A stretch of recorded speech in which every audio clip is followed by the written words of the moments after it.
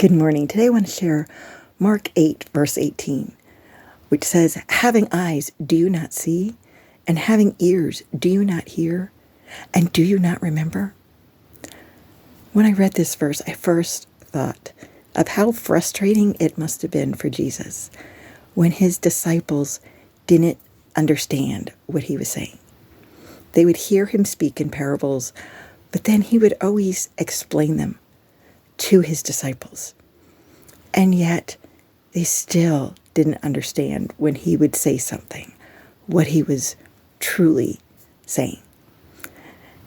And how hurt he must have been when his disciples would see Jesus perform these miracles time and time again, and yet they still would become afraid or think something was impossible when they should have known, hey, Jesus has performed maybe this same miracle before. He can do it again. Or if he could do this, then he can do that. And then I thought, I can be the same way.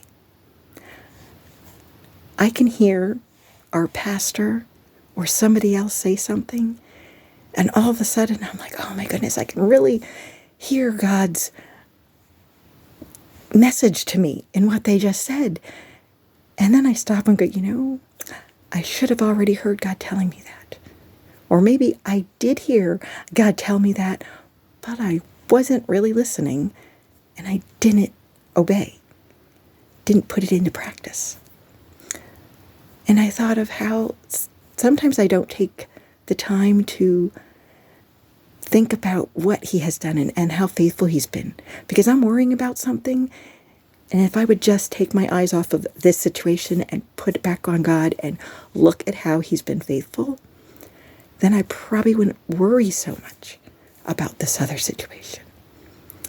And sometimes I just don't take time to remember, if God did this, then he can do that. Just yesterday, after about a month and a half of dealing with worrying about my husband, he has been having some pain in his back and his side and hasn't gone to the doctor because he knew, I have my yearly checkup coming up in February. I'll just wait.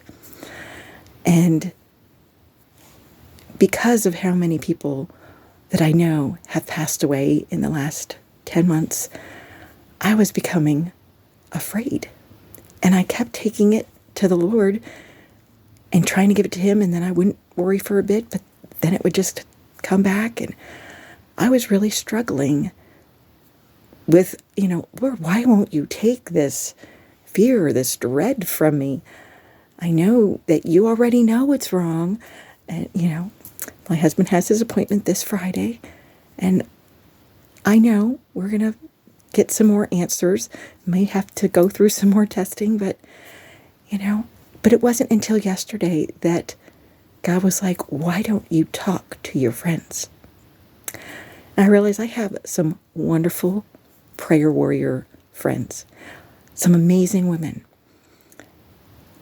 I had only talked to one of them, my best friend, about it. And he brought all these other women to my mind, and I finally messaged all of them, told them what was going on, and every single one of them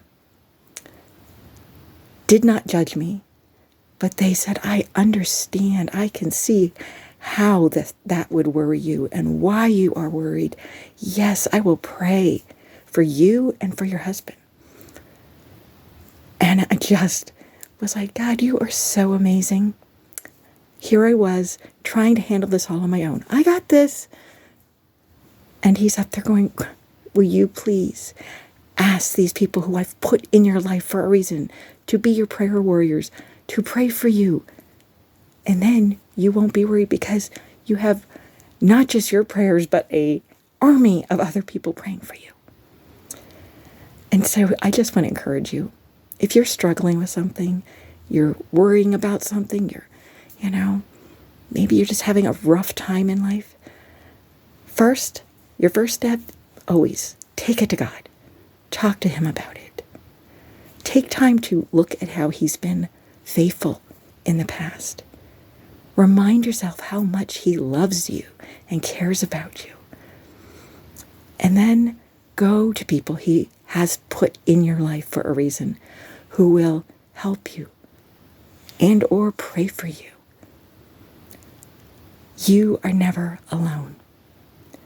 Remember that. Don't try to do things on your own. Ask God for His help, and then ask others for help. God bless, and have a great day.